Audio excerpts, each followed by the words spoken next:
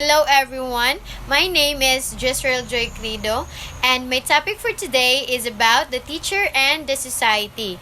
So teachers truly are the backbone of the society.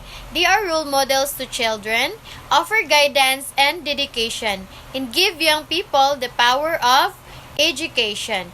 A great person once said, teaching is a profession that teaches all other professions. From ancient times, teachers have been playing an important role in our society. So behind every successful engineer or doctor, there is a teacher. A teacher is a person who molds them into engineers or doctors. Teachers are the one who teaches us moral values and also encourages us. So what is the role of teachers in society? The role of teachers in society is both significant and valuable. They are one of the main pillars of a sound and progressive society. Hence, the fate of our society depends on teachers to a great measure, and that is why we need to talk about the role of teachers in society. Here are the 8 roles of teachers in society. First is the tutor.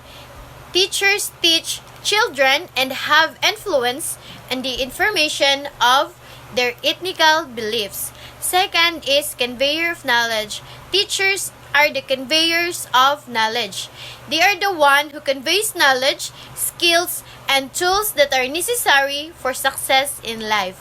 Next is the role model. Teachers are the role models because of their qualities, education, and attitudes. The students will look up to how they are. Next, we have the initiator. Teachers are the initiator. They initiate to train students to become a productive members of society, thus helping society to thrive.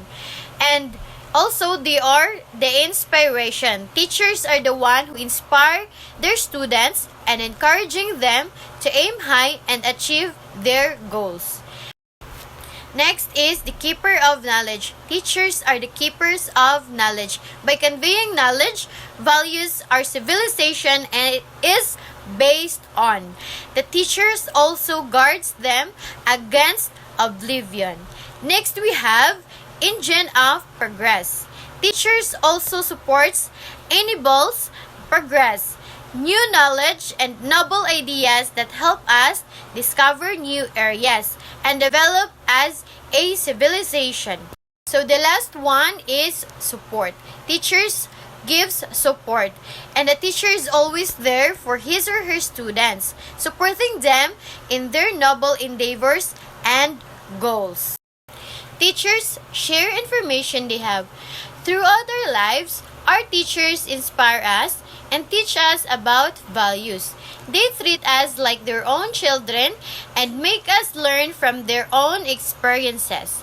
They make us strong enough to stand on our own feet and face any challenge. No engineer or doctor can ever replace a teacher's contribution in our lives. Now, I will leave you a saying that a good teacher is like a candle. It consumes itself to leave the way for others. And that's all. Thank you. Hello everyone, my name is Dolino, and for our next topic today, we are going to tackle about the teacher's philosophy of education.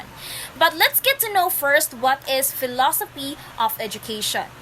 So, philosophy of education is defined as a branch of applied or practical philosophy concerned with the nature and aims of education and philosophical problems arising from educational theory and practice. So this means that the philosophy of education examines the goals, forms, methods, and meaning of education.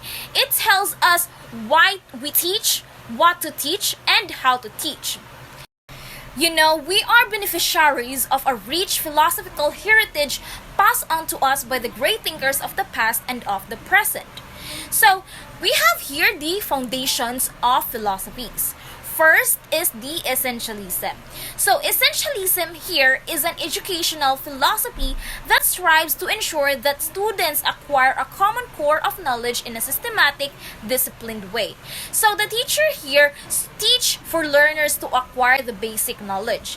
The emphasis is on the academic content for students to learn the basic skills or the fundamental arts, reading, writing, arithmetic, right conduct, as these are the essential to the acquisition of higher or more complex skills needed for preparation for adult life. So, second here is perennialism. So, perennialism here teaches students develop rational and moral powers. This states that one should teach the things that are of everlasting importance to all individuals everywhere. So, learning from those of great minds, the classical ones. So, like for example, the Shakespeare Macbeth. So, in this philosophy of education, it does not consider the interest of the students, but teaches what the teachers think is beneficial to disciplining students' mind. So, next here is progressivism. So, this philosophy is very learner-centered.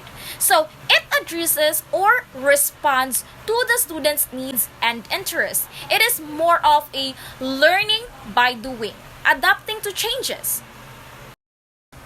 So the next is the Reconstructionism. So in Reconstructionism, it emphasized the addressing of social questions and the quest to create a better society and worldwide democracy.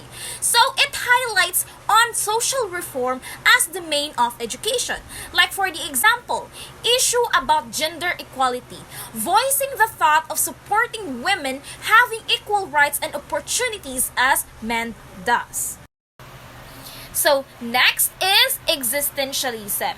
So existentialism here's main concern is to help students understand and appreciate themselves as a unique individuals who accept complete responsibility for their thoughts, feelings, and actions. So the teachers here help students define their own essence by exposing them to various paths they take in life and by creating an environment in which they freely choose their own preferred way. So next here is pragmatism. So this philosophy emphasizes on ways of dealing with problems or situation that focuses on practical solution. So what is useful, what is practical, and that which work is good. Let's say for example, it is more efficient and effective and therefore practical to show video clips on how to bake a cake to students than teacher come up with visual aids on a cartolina. So this is an example of pragmatism. So next is the rationalism. So the rationalism here is more of a knowledge is based on the reason or logic. So let's say for example, rationalism doesn't believe in a superstitious belief. They are more of a there is a reason for everything. There is a reason for a particular problem. So next is the utilitarianism. So utilitarianism is something like what is good is that which is useful for the greatest number of people. It tries to generate social happiness. So let's say for example, implementing a classroom rules. So it is important that all in the class is involved in implementing a classroom rules for the greater good of the majority. So next is the empiricism. So empiricism here is something like the source of knowledge is through the senses, a sensory experience. So this emphasizes the rule of experience and evidence. Like the children in the class can only learn through physical experience. So it is more of involves of experience or the senses of an individual. And the last one is the constructivism. So, in constructivism, the learners here are capable of constructing knowledge and meaning. And teaching and learning, therefore, is constructing knowledge and meaning. So, the teacher here does not just tell or dictate, but ask learners for knowledge they construct and meaning of the lesson.